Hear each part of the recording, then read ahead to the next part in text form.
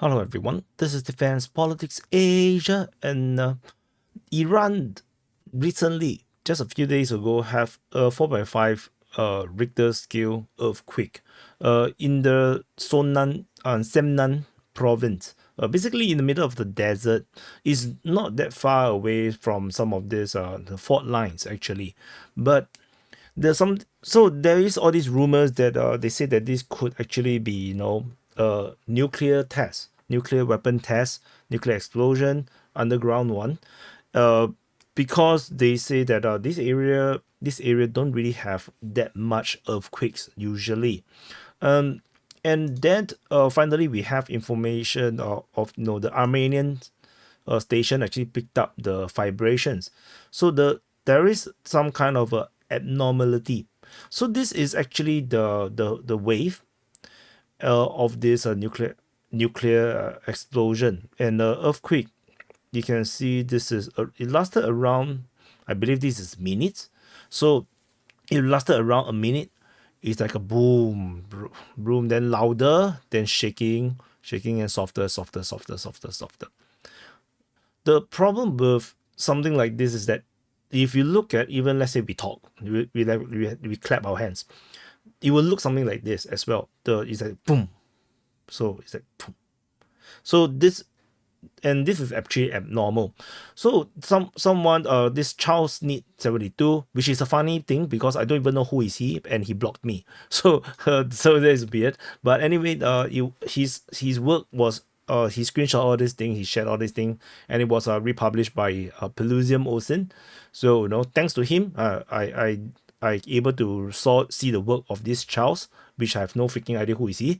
And so anyway, uh, so this is some of these earthquakes and basically nuclear tests across the different part of the world, where you can actually see the how a earthquake's wave versus the nuclear wave look like. So if you look at the earthquake work happens when you have the tectonic plates rubbing each other or moving towards each other, and as there's stress build up when you crash the two hands, and it's something like this. No, that there is some kind of like a crack first usually, because the whatever is holding the plates together failed. So there was a crack, and then there was like a big correction of the fault lines. So usually you will see something. It's not going to be like a one boom. It's going to be like boom, boom. That is like they shake harder. So if you look at the earthquake, for example, in Pakistan, which is actually by the coast, you can see that there's a initial heat and then the big one. So if you look at the one in India, similarly, nearby to where the nuclear explosion was tested, there was like multiple correction of this tectonic plates, or or the movement of the grounds, where it corrects itself. Similarly, if you look at in North Korea, you can see that the earthquakes from 04 and 02, you can see that there's a lot of quakes. Then and there's a lot of tremors before and after the main earthquake. So you can see that the wave are there's multiple waves. So and then you can see another one. You can see there's multiple high points, and then in USSR, this Soviet era, in 95, 96, you can see that there's one small one, big one, and then come down. Then there's some tremors, and then it get bigger, and then smaller, bigger, smaller. And then a lot of tremors. So this is typical of normal earthquakes. But when you look at nuclear explosions, they are just typical explosions. It's like boom. So you can see that the Pakistani one, boom, and then it just disappears. So the Indian test is the same thing. It's boom, and then it disappears. And then North Korea one, you can see there's a room, and then it's like this go down. So there's a lot more tremors from, but maybe the nuclear test is just not as loud, so they blow up the wave.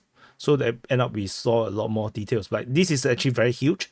So you can actually so the wave are a bit cleaner. You can see that everything, all the tremors are all very small. But the North Korean one seems to be pretty soft. You can see that this neutral line is actually quite thick as compared to the the one above where it's the earthquake one. So this looks a bit thicker. So the earthquake is actually not that loud on the North Korean one. The vibration is not that huge. So and then you look at the Soviet Union one. This is actually pretty huge. You can see the neutral line is so thin, and then this nuclear explosion probably is super huge. This is like a very very big nuclear explosion, and as a result, the earth shakes and then it just echoes through the crust of the tectonic plates, or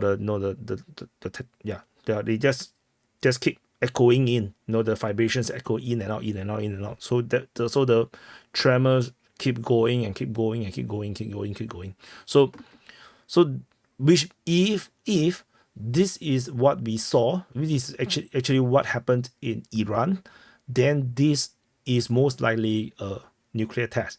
So if Iran is making a nuclear test, then of course it changes the equation a little bit. No, not greatly. So because able to do a nuclear test doesn't mean that you have a nuclear weapon. And even you have one bomb or two bombs doesn't mean that you have enough to deter the enemies from attacking you. And that also doesn't mean that you necessarily have the type of rockets or missiles or ballistic missiles that is able for you to deploy nuclear weapons. So there's a lot of things that Iran will still have to develop in order to create a nuclear weapon. But of course, this is a concerning development, particularly for the Western powers, United States, particularly Israel. I don't think the Europeans care that much. America cares a lot more, because nuclear weapons makes it harder for United States to stir shit with Iran. For Israel's sake, Israel's perspective, of course, Iranians having nuclear weapons may become a major threat, which means that one day if Iran they got really angry and they want to really hit back at Israel, for whatever Israel has done, they could potentially use nuclear weapons, but the chances is very low, because anyone who uses a nuclear weapon will become a pariah of geopolitics, and then the country will be severely sanctioned, and there's a high chance that the country will struggle severely, and possibly that country send nuclear missiles at every single country that don't want to trade with it, right? So it doesn't work that way. So Iran is on the path of normalization with the rest of the world in terms of trade, relationships.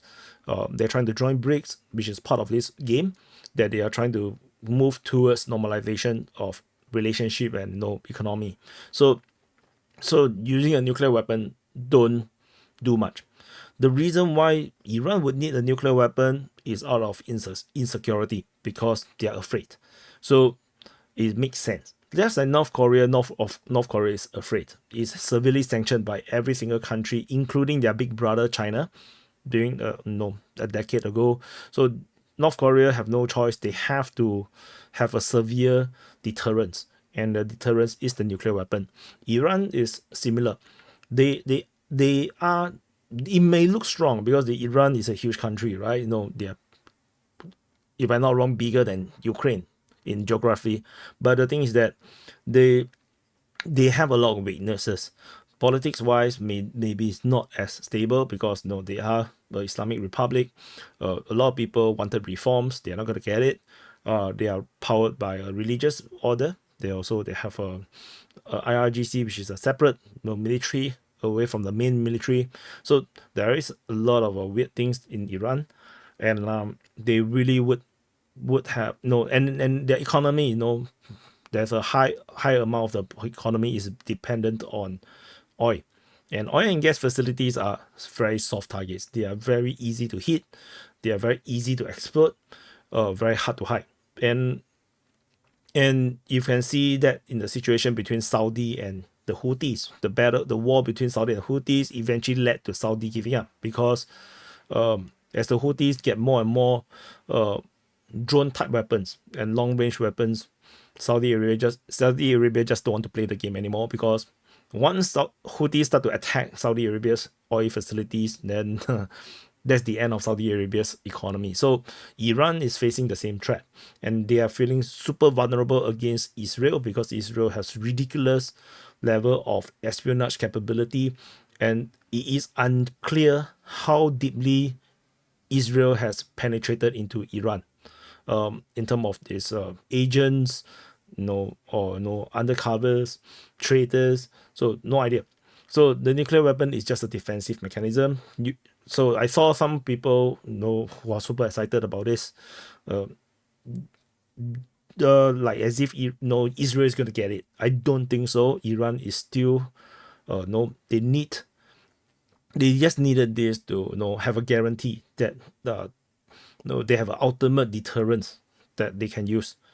But